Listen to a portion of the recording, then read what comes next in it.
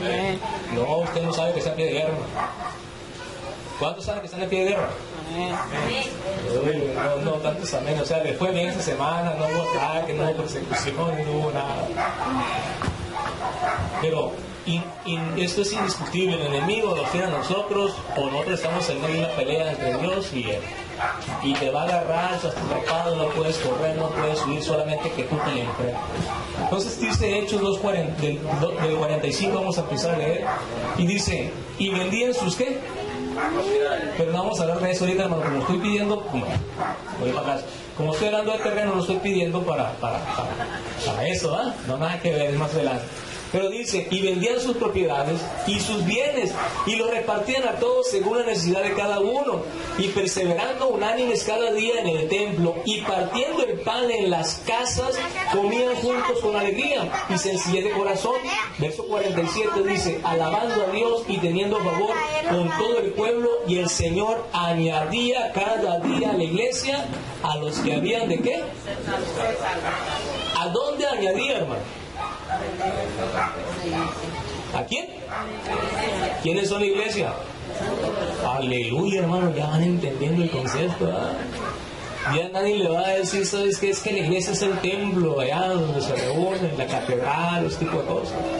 Entonces, nosotros, hermanos, el día de hoy vamos entendiendo que nosotros somos la iglesia de Cristo, nosotros somos la iglesia del Señor, donde el Espíritu Santo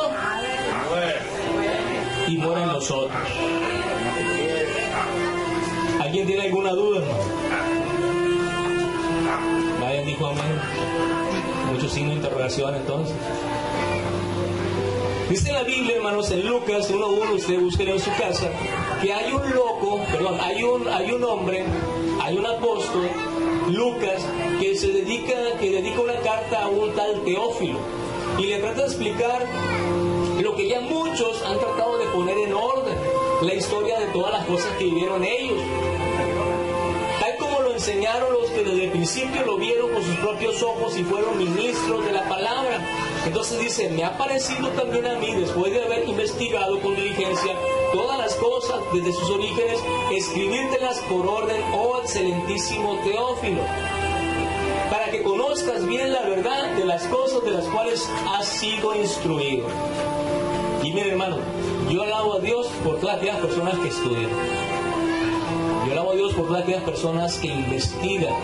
Yo alabo a Dios por todas aquellas personas que les interese realmente lo que es la vida, la pasión de nuestro Señor Jesucristo.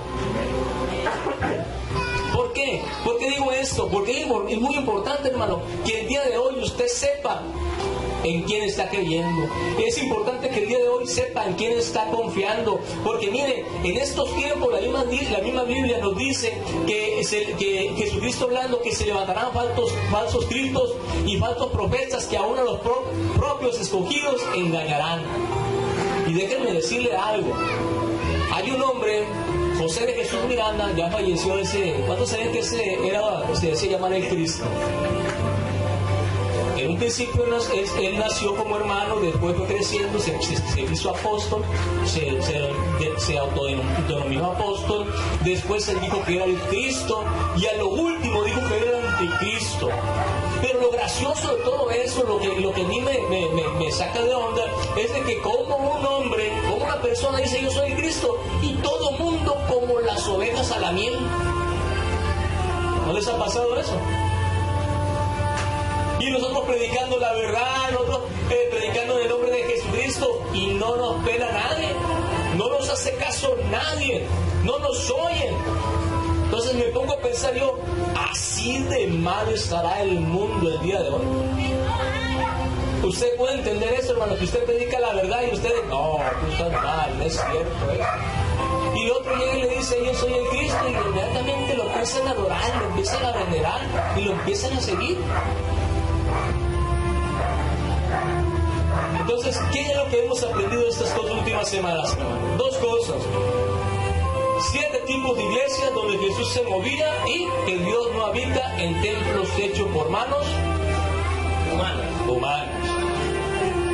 Así que el día de hoy vamos a ver o a tratar de enseñar o presentar cómo era la iglesia primitiva, cómo se movía, qué hacía, dónde estaba, quiénes eran. Bueno, cuando menos voy a tratar de explicarme, porque yo mismo me entiendo a veces.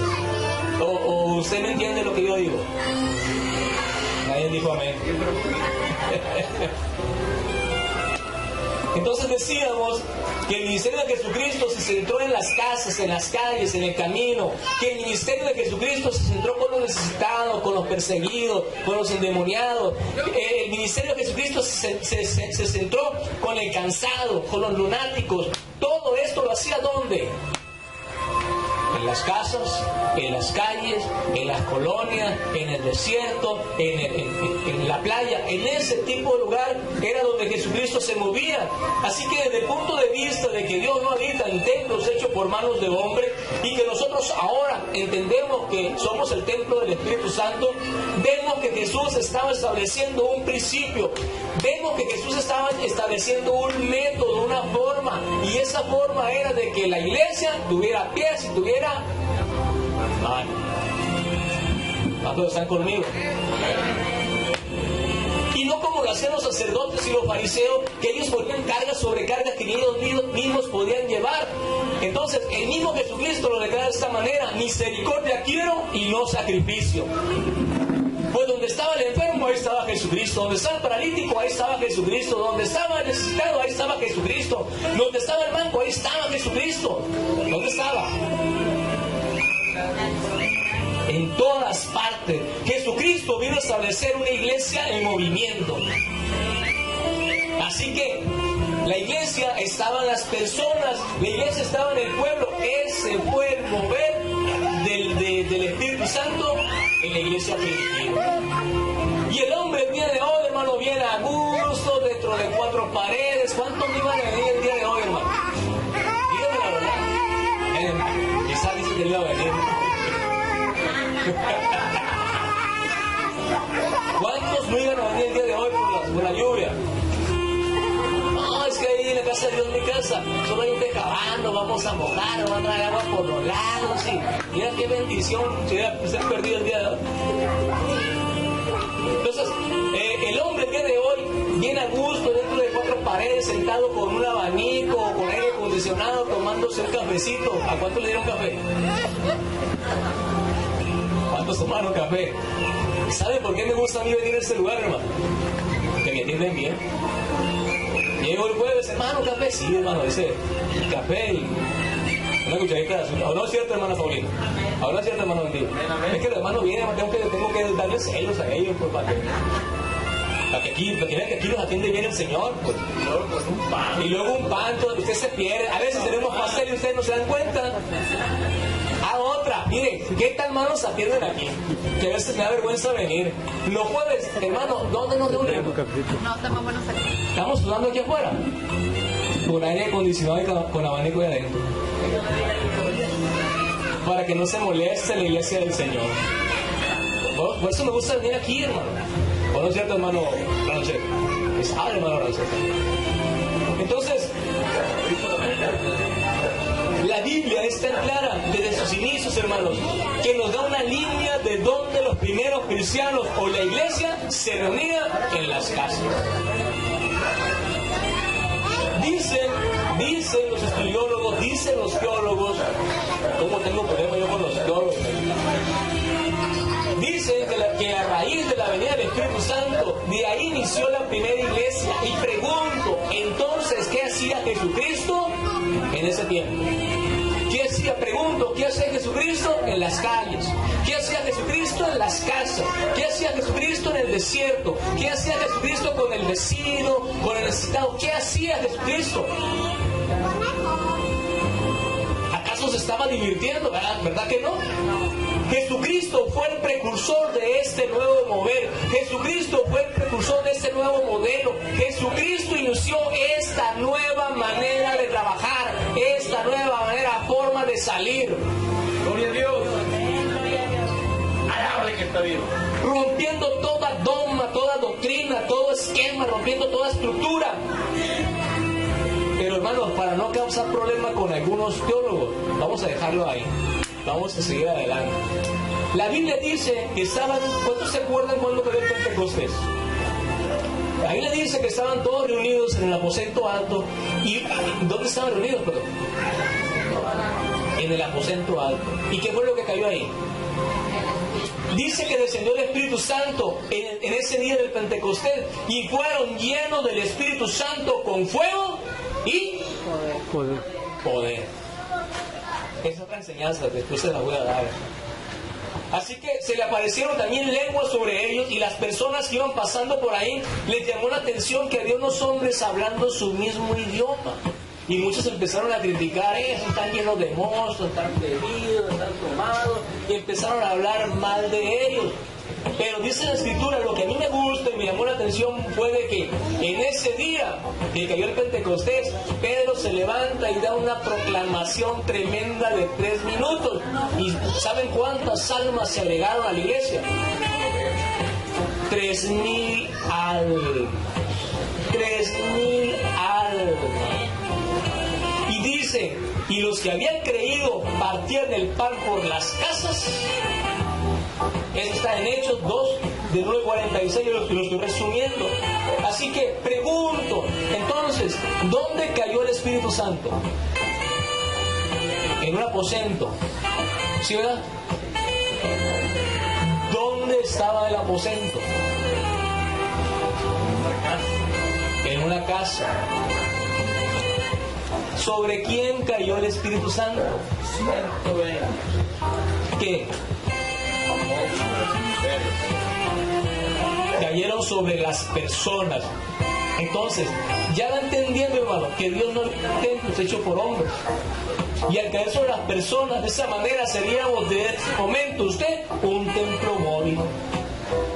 Yo pensé que se iba a alegrar, hermano, que iba a decir, gloria a Dios, aleluya, soy alguien, soy importante, ya no soy cualquier cosa, ¿no? Ahora toda la grandeza, todo el poderío de nuestro Señor Jesucristo está en usted y está en mí. Oh, hermano, yo siento como la reflexión de los ya se cortó la hermana Yasmín Dalma, que se cortó. Pura algarabía, amén, hermano, gloria a Dios, aleluya, tenemos poder, tenemos autoridad. Y salimos de aquí, todos vamos caminando. Ahora yo me voy en mi carro, ¿no? ¿Cuántos alaban a Dios, hermano? Hácelo fuerte, hermano. Para él, hermano. Fue tanto, hermanos, el mover cristiano que no dejaban de hablar de las enseñanzas de Jesucristo. Fue tanto el mover de ese tiempo que no dejaban de hablar de la enseñanza de los apóstoles. Era tanto el mover de los cristianos que los sacerdotes, los fariseos, no obstante habían confabulado con nuestro Señor Jesucristo, ahora estaban confabulando con la iglesia de Jesucristo. Estos hombres estaban confabulando contra la iglesia que Jesús había establecido, y por mismos celos, contiendas, se levanta un hombre de ese tiempo llamado Saulo y empieza a perseguir a la iglesia de Jesucristo para aprender o arrestar a todas aquellas personas que estaban en ese nuevo mover cristiano. Así que los celos y la envidia por la mayoría de estos sacerdotes no se hizo esperar, porque estaban perdiendo dinero, estaban perdiendo status quo, estaban perdiendo dignidad, estaban perdiendo feligreses, se estaban viendo mal ante el Imperio Romano. Entonces estaban perdiendo poder y dominio sobre las personas, y se levantaron en contra de este nuevo mover, persiguiendo la iglesia que se reunía en las casas. Y dice la Biblia que Saulo asolaba a la iglesia, y entrando casa por casa se llevaba preso a todos aquellos que profesaban esa fe. ¿A dónde estaba la iglesia, hermano? Las casas. Dice la Escritura, hermano, dice la Biblia que fue toda una grande persecución. Damos gracias a Dios, hermanos, que el día de hoy nosotros podemos estar aquí sentados sin que nadie nos diga nada. ¿Verdad que sí? Hasta ahorita no hemos tenido ninguna amenaza de conato, de incendio. Hay partes al sur de la República que no permiten que la gente profese la fe de Cristo. Son violentados, son sacados de sus casas, son martirizados, obligándolo a que renieguen de su fe. Pregunto el día de hoy, si usted estuviera en esa posición, ¿usted qué haría? No me digan, hermano, ya sé. Se lo dejo a su criterio. Pero damos gracias a Dios, hermanos, que de esa persecución que él mismo perseguía, Saulo, a la iglesia de Cristo, él fue perseguido por el mismo Cristo. Y dice la Escritura que en cierta ocasión iba este hombre camino a Damasco y de repente se le aparece una luz tremenda, se le aparece una luz formidable y se pone delante de él y le dice: Saulo, Saulo, ¿por qué me persigues? Y este hombre le contesta: ¿quién eres tú, Señor? Yo soy Jesús a quien tú persigues, hermano. En otras palabras, yo soy la iglesia a la cual tú persigues. ¿Está poniendo atención, hermano?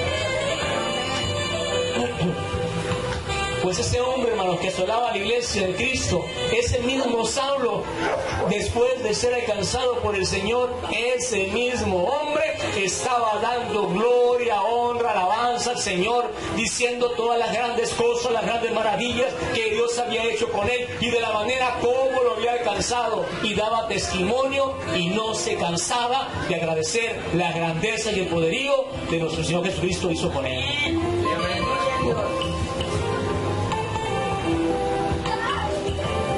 Y por este hombre, hermano, el día de hoy tenemos su testimonio y de cómo ese ministerio fue predicar a los gentiles y de cómo estos hombres aceptaron la doctrina de Jesucristo y que la iglesia crecía y se fortalecía en el Señor y había descanso en ese tiempo.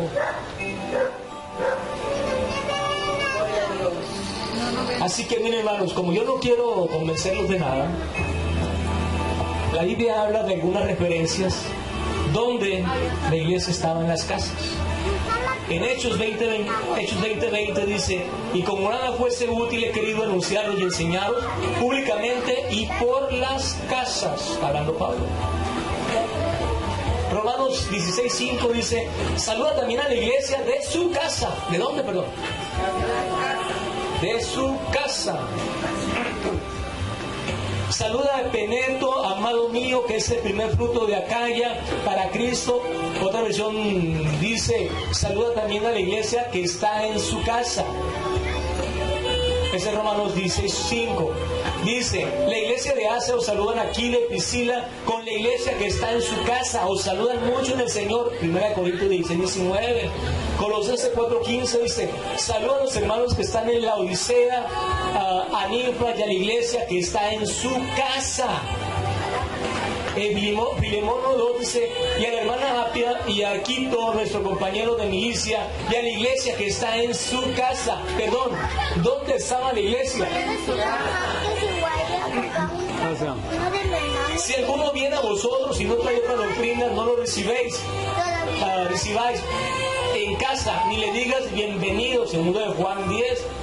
Entonces, cuando Pablo, hermano, se dirigía a la iglesia de Corintios, a la iglesia de Gálatas, a las iglesias de Éfeso, a la iglesia de la Odisea, él se refería a una sola iglesia, que era la iglesia de Jesucristo, que estaba en una casa. No había denominación, no había doctrina, solamente era a la iglesia que estaba en casa de esos lugares. Entonces, todos estos textos bíblicos, hermanos, demuestran ampliamente por lo común que la iglesia primitiva se reunía. ¿Dónde? ¿Dónde se reunía? En las casas, con la familia, con el vecino. Y es ahí donde el mover del Espíritu Santo se movía con poder y autoridad, sanando, liberando, restaurando. Oye, hermanos, yo estoy diciendo eso.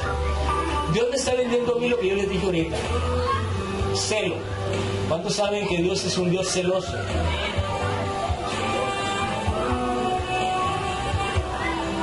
Y los está llamando a celo por su gracia, por su gloria, por su misericordia. ¿Cuántos saben que la nube se está moviendo? ¿Qué van a decir? ¿A qué nube van a decir? Ah, sí, ya fue por aquel lado, ya. No.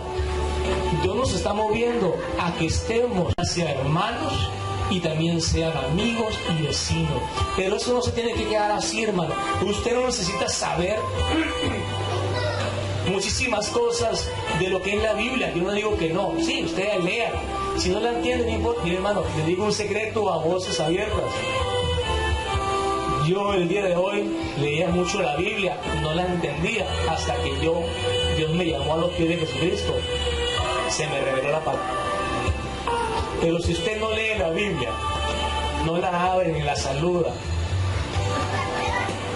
o si usted cree que esas personas que ponen la Biblia abierta en un lugar, si creen que de ahí se van a ir todos los espiritillos, usted nada perdonado. Esa tiene poder leyéndola y creyendo todas las promesas que están ahí. Así que, hermano, cualquier lugar era perfecto, cualquier colonia era extraordinaria, cualquier lugar era excelente. Así que en el Nuevo Testamento, hermano, no se conoce nada respecto a edificios, a iglesias, no se conoce nada sobre estructura, solo se conoce la iglesia de casas. Jesús nos pone la muestra y el hombre, usted me ha perdonado, pero otra vez el hombre quiere regresar otra vez atrás, así como pasó en el tiempo de Samuel, que ese pueblo quería el rey. Dejó la gloria, la majestad de nuestro Señor Dios Todopoderoso por la honra de los hombres pidiendo un rey.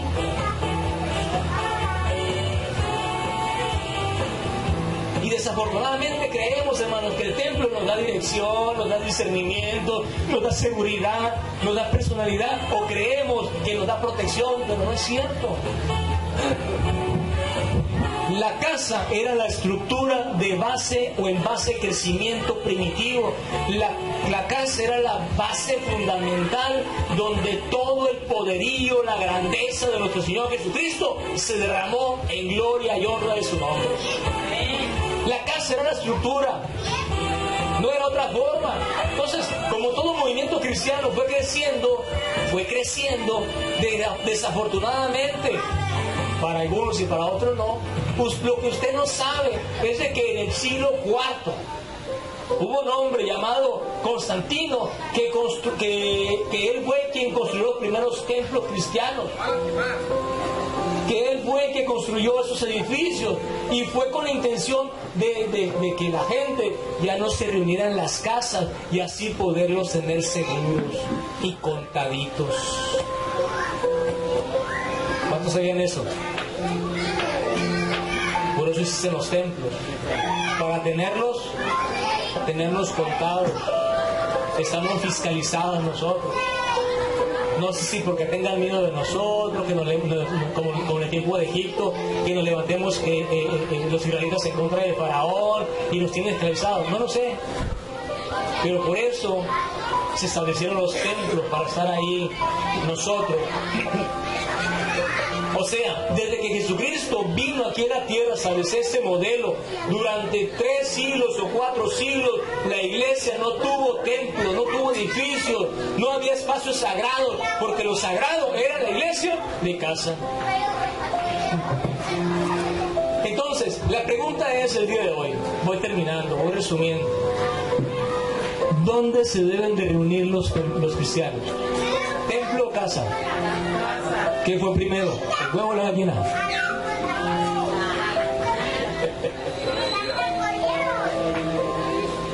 ¿De dónde salió la gallina? No vamos a entrar en teología. ¿De la vaca?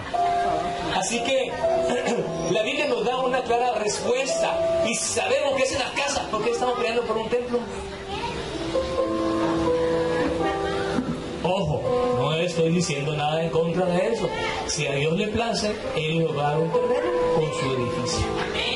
Ese es otro rollo, ese es otro contexto. ¿Ok? Sí, porque tampoco voy a tener problemas de teología aquí, no quiero tipo texto. Así que en la Biblia nos da una clara respuesta de que, es más, había cierta ocasión donde Jesucristo estaba predicando con una mujer samaritana, Juan 4:19, donde ella le dice: Señor, yo creo que tú eres un profeta, porque nuestros antepasados samaritanos dicen que adoraban a Dios aquí en este monte, pero vosotros los judíos dicen que debemos orar en Jerusalén. Y Jesús le contesta: créeme, mujer, llega la hora en que los adoradores al Padre, sin tener que venir a este monte ni ir a Jerusalén. Repito, créeme, mujer, llega la hora en que adoraréis al Padre sin tener que venir a este monte ni ir a Jerusalén. ¿Por qué dijo esto Jesucristo? O sea, no es aquí ni es allá, porque el hombre siempre busca y quiere tener la razón. Pero hasta el día de hoy, ¿cuántos han creído que la razón ha hecho ningún milagro?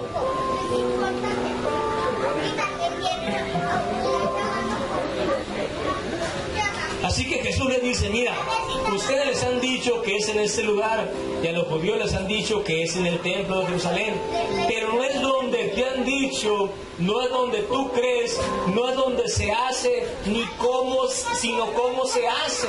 Vosotros sabéis a quién adoráis, nosotros en cambio sí sabemos a quién adoramos. Pregunto, ¿usted sabe a quién está adorando el día de hoy? ¿Iglesia o templo?